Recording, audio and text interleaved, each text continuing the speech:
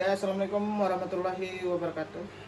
Buat teman-teman, kali ini kita akan mengangkat sebuah tema ya yang cukup menarik, yang memang sering terjadi di kalangan difabel dimanapun dia berada. Karena kita sadar bahwa teman-teman difabel itu sangat-sangat rentan dengan eksploitasi, baik secara langsung maupun tidak langsung. Tapi sebelum kita membahas tentang hal tersebut, kami ingin mengabari bahwa di dalam video ini kita akan memberikan uh, beberapa door prize ya buat teman-teman penonton kami. Ini sebagai uh, rasa terima kasih kami kepada teman-teman semuanya tentunya untuk menonton channel kami ini. Jadi kedepannya ada berbagai hadiah yang kita sudah siapkan buat penonton kita, tentu dengan pertanyaan-pertanyaan yang berkaitan dengan difabel. Dan kali ini kita sudah menyiapkan beberapa jam tangan ya. Kita sudah siapkan beberapa buah jam tangan yang cukup bagus. Ini akan menjadi milik nanti teman-teman. Tetap tonton video ini sampai akhir. Nanti di tengah tayangan ini kita akan memberikan sebuah pertanyaan ya buat teman-teman yang bisa teman-teman jawab di komen YouTube kami tentunya, sehingga nanti kita bisa memilih. Sebagai peraturan dan segala cara yang ditentukan oleh kami itu nanti ada di dalam deskripsi YouTube ini ya. Dan nanti di puncak acara kami sudah siapkan earphone yang dari iPhone, yang untuk iPhone. Ada juga baju ya, ada baju, terus ada juga jam tangan Rolex, cukup elegan ya buat laki-laki ya. Ini ada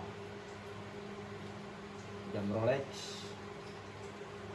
dan yang paling menarik nanti di akhir acara kita akan berikan door prize yang cukup menarik berupa iPhone 11. Tetap tonton channel kami, karena ini tentu akan menjadi hal yang menarik ya, menonton sambil mendapatkan hadiah.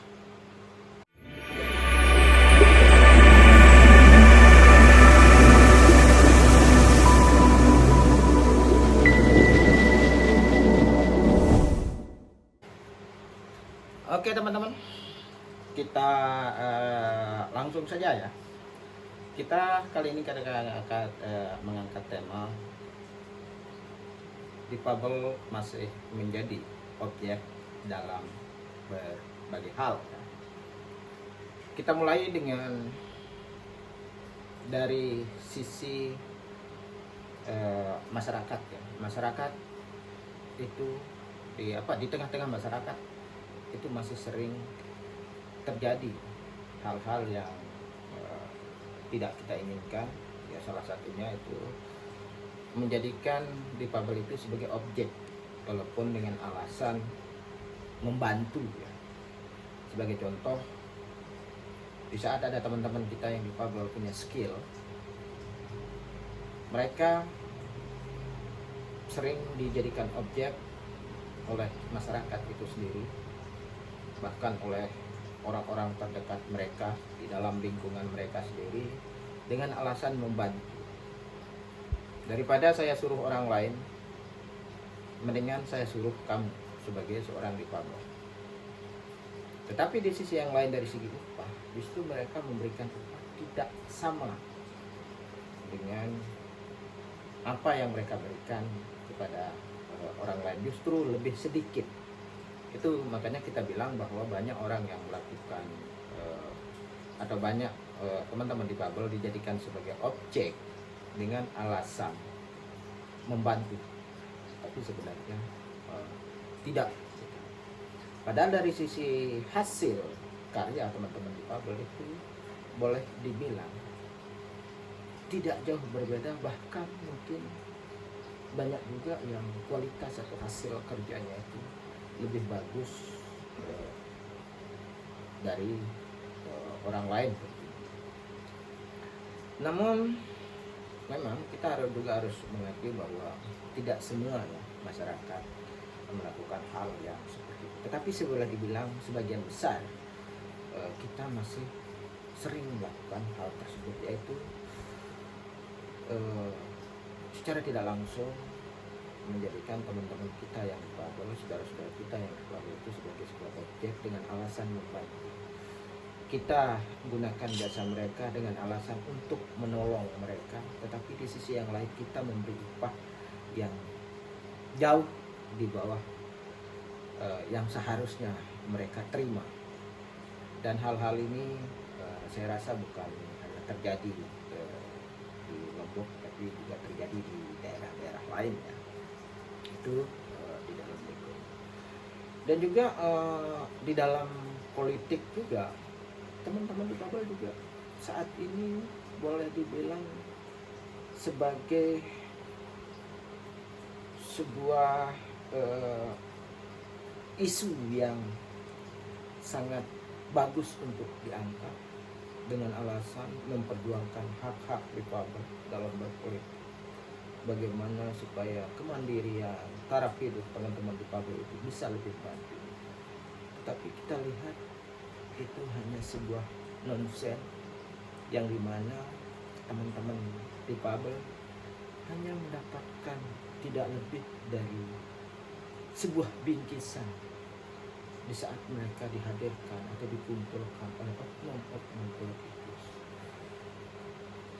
yang hanya datang di saat-saat mereka membutuhkan saudara-saudara kita ini, tentu dalam hal ini yaitu suara mereka. Itu yang kita sangat sayangkan ya, walaupun tidak semua politikus melakukan hal seperti itu, tapi masih sebagian besar saudara-saudara kita yang berpolitik itu masih melakukan hal tersebut. Dan ini mungkin menjadi perhatian ya kita semua, bagaimana supaya kita bisa mendorong saudara-saudara kita yang aktif di bidang politik untuk serius menangani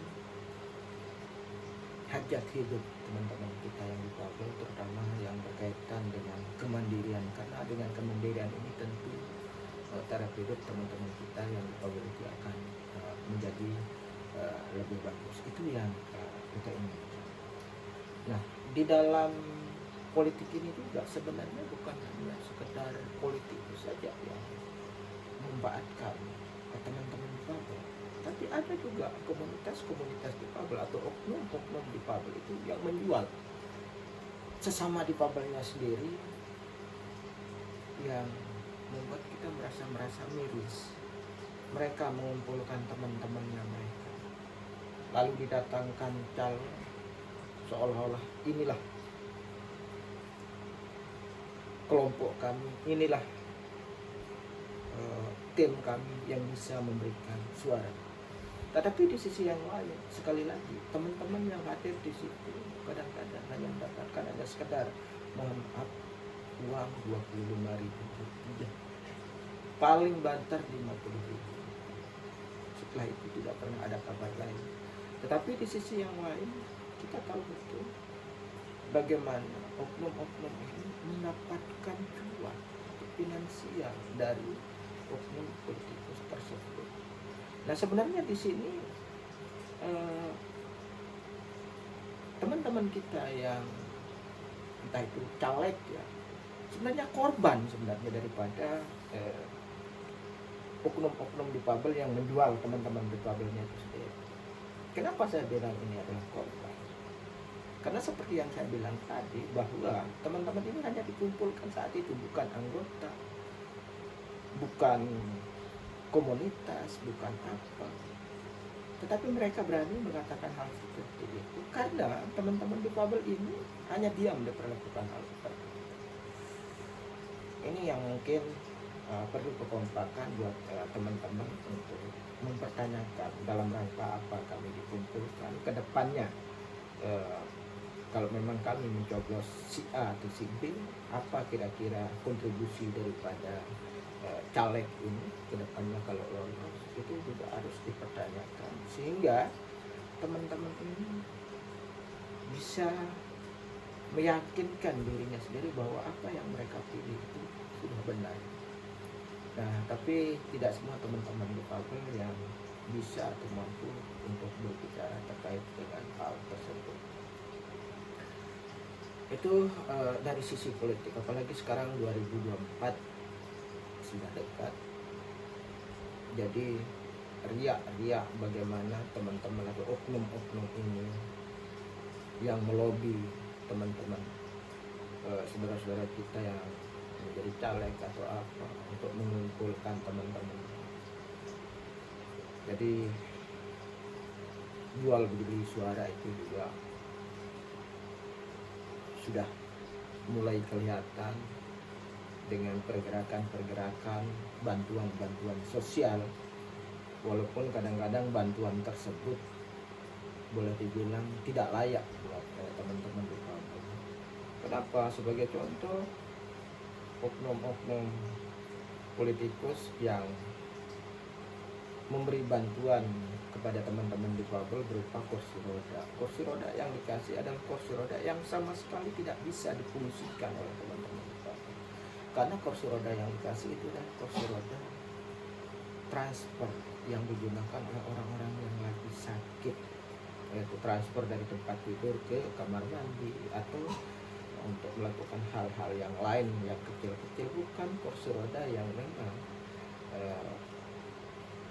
layak untuk digunakan sehari-hari sebagai pengganti organ tubuh mereka atau kaki mereka untuk melakukan aktivitas sehari-hari. Itu sangat-sangat tidak menguntungkan buat teman-teman difabel.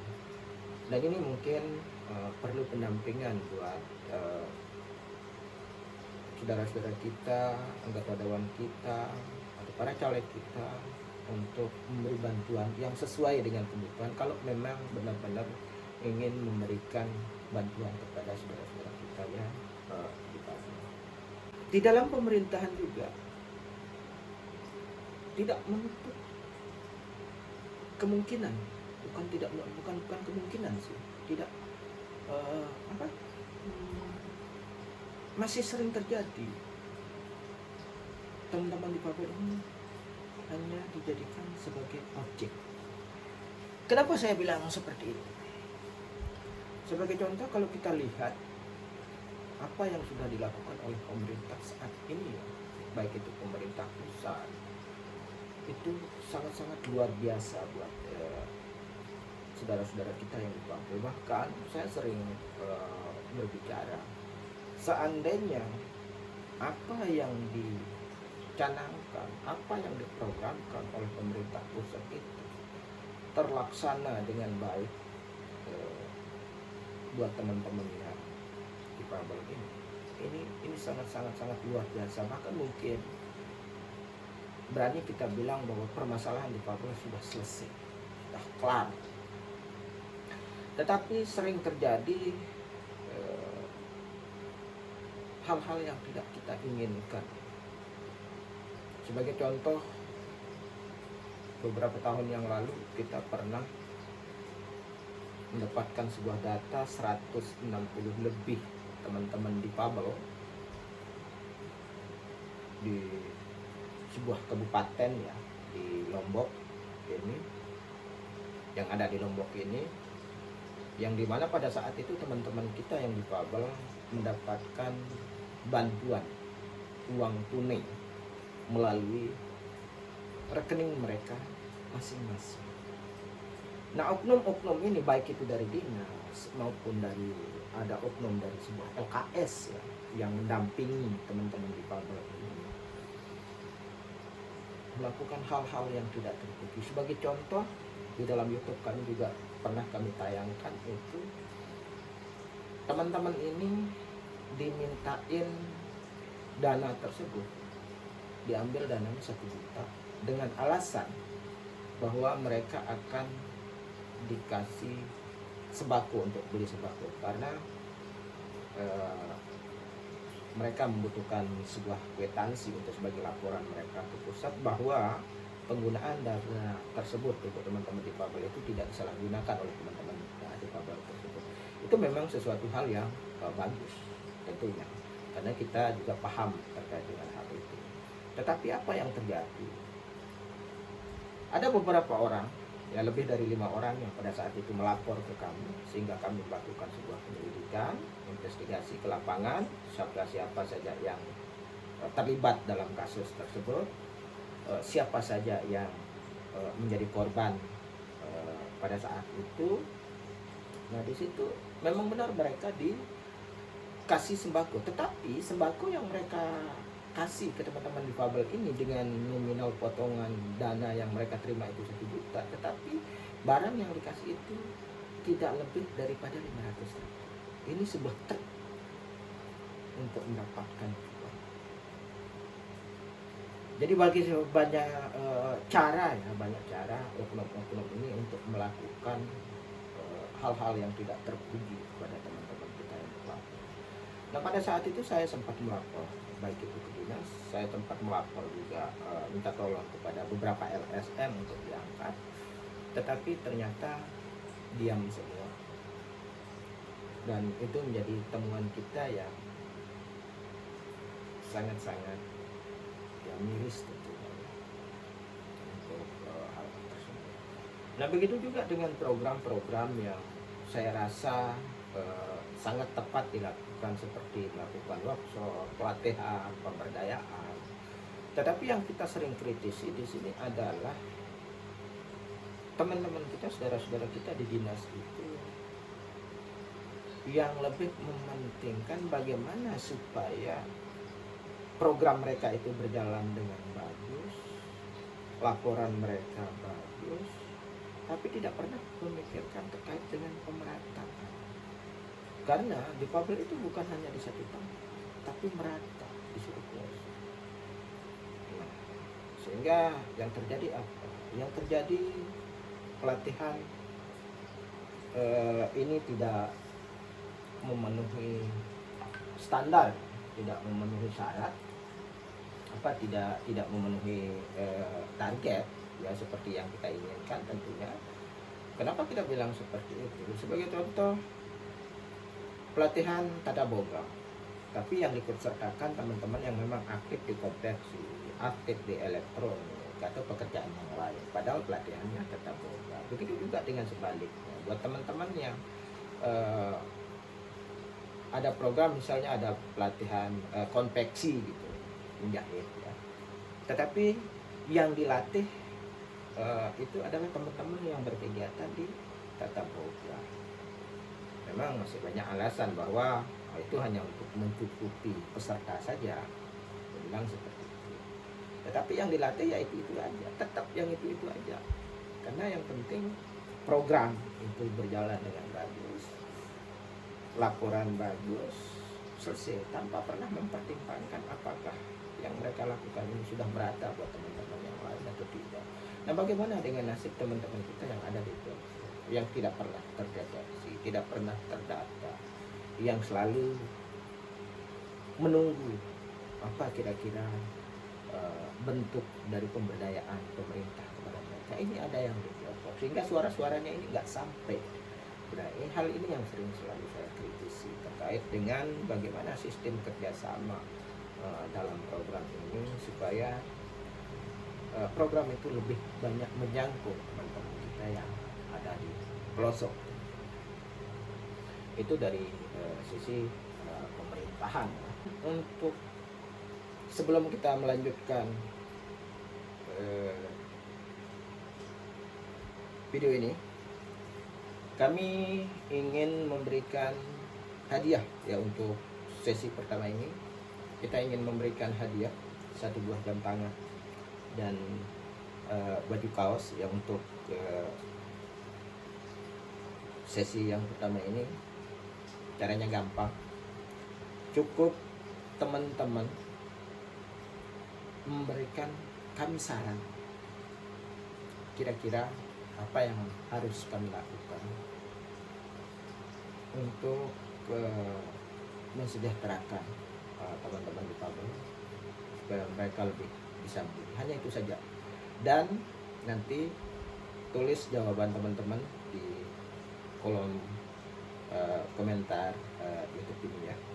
Dan jangan lupa like, subscribe, dan share ke 5 orang teman-teman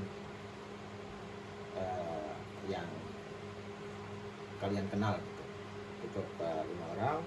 Dan terkait dengan pemenangnya akan kita umumkan di sesi berikutnya. Jadi jangan tinggalkan channel kami ini, tetap pantau karena hadiah-hadiah yang lain akan menunggu teman-teman.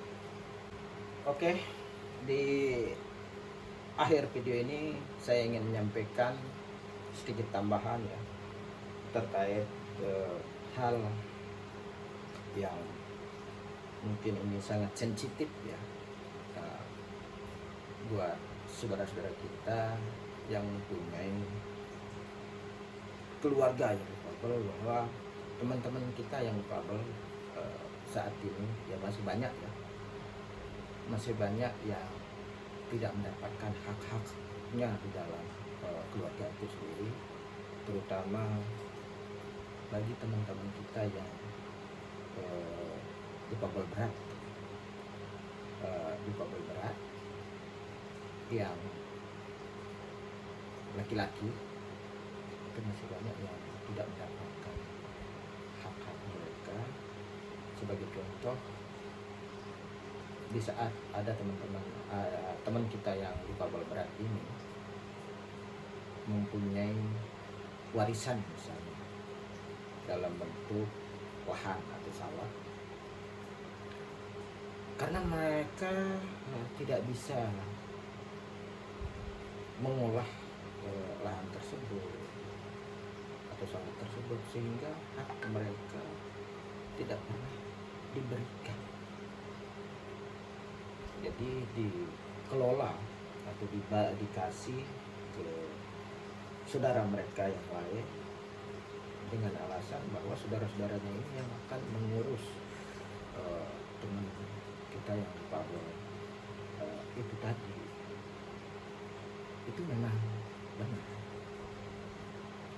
tetapi alangkah baiknya kalau hak teman kita ini dikasih, nanti baru diberikan atau dikelola oleh saudara mereka yang mengurus mereka ini, tentu akan bagus, sehingga teman ini bisa merasa lebih nyaman. Tapi serba salah juga, teman kita kadang-kadang tidak berani berbicara terkait dengan hal itu, jadi takut justru mereka terbuang. Dan ini menjadi PR yang terbesar kita dari sisi bagaimana pemerataan hak di dalam keluarga. Dan ini memang sangat-sangat sensitif, dan saya rasa belum pernah dibahas ya, karena kita masih lebih sering membahas hal-hal yang dasar terkait dengan kebutuhan teman kita, teman-teman kita yang difabel, seperti bagaimana supaya teman-teman kita ini bisa hidup mandiri, bisa mencari nafkah, atau dalam hal-hal yang lain. Dan ini memang saya juga cukup bangga dengan teman-teman kita yang ada di PJ ini, terutama teman-teman kita yang sudah mandiri, bisa mencari nafkah buat dirinya sendiri, buat keluarganya. Bagi teman-teman kita yang difabel tapi sudah memiliki keluarga atau sudah menikah, bahkan tidak jarang kita jumpai bahwa teman-teman difabel ini menjadi tulang punggung buat keluarga, bukan hanya kepada istrinya tetapi kepada orang tuanya. Banyak juga yang sudah jumpai hal-hal seperti itu. Jadi ini sebenarnya menjadi motivasi kita bersama untuk lebih banyak lagi melakukan advokasi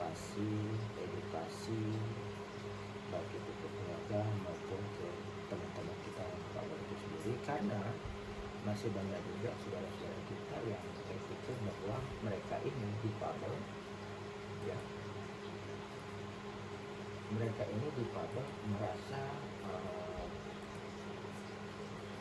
menjadi tanggungan pemerintah, sehingga lebih banyak menunggu dan menunggu, bertanya dan bertanya apa bantuan yang akan kami dapatkan dari pemerintah, tapi tidak pernah berpikir atau jarang berpikir apa yang akan kami lakukan supaya kami tidak tergantung oleh bantuan dari pemerintah. Nah, pola pikir yang seperti itu yang perlu kita tanamkan kepada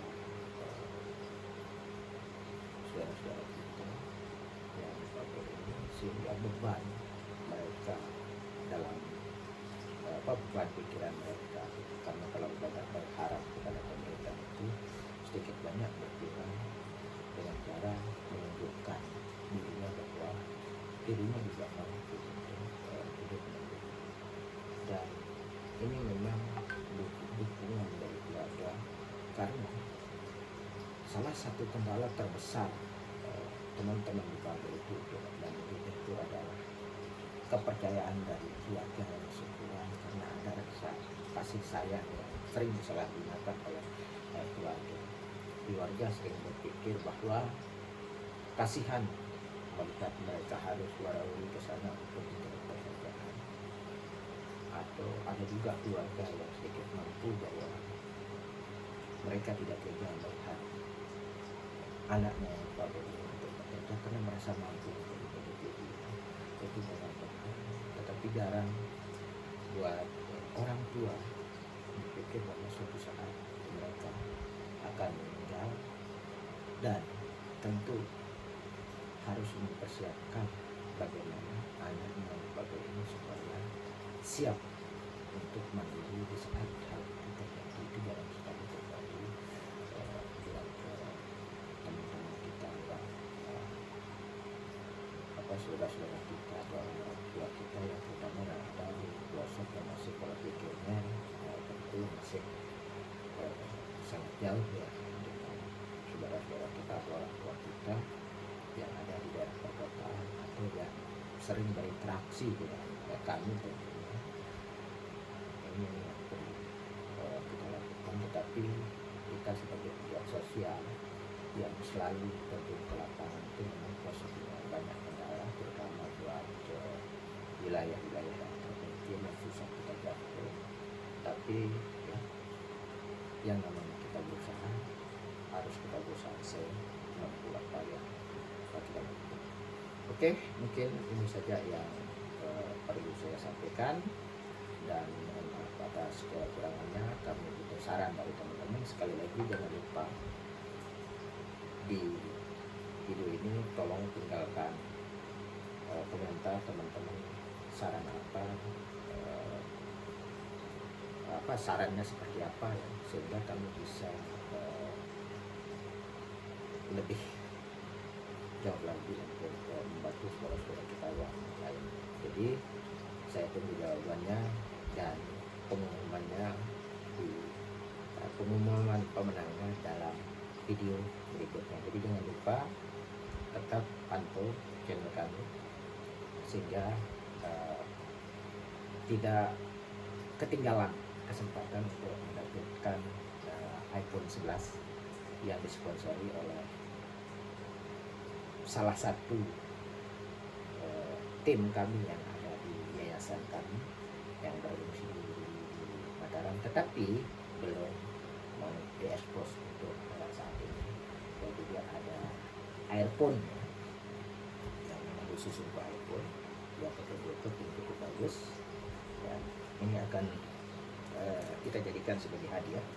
Tentu nanti setelah kita lihat bagaimana perkembangan channel ini, karena saat ini kita masih membutuhkan jam tayang saja. Tolong dukung kami, tolong support kami dengan like dan subscribe, dan jangan lupa di share teman-teman. Terima kasih. Wassalamualaikum warahmatullahi wabarakatuh.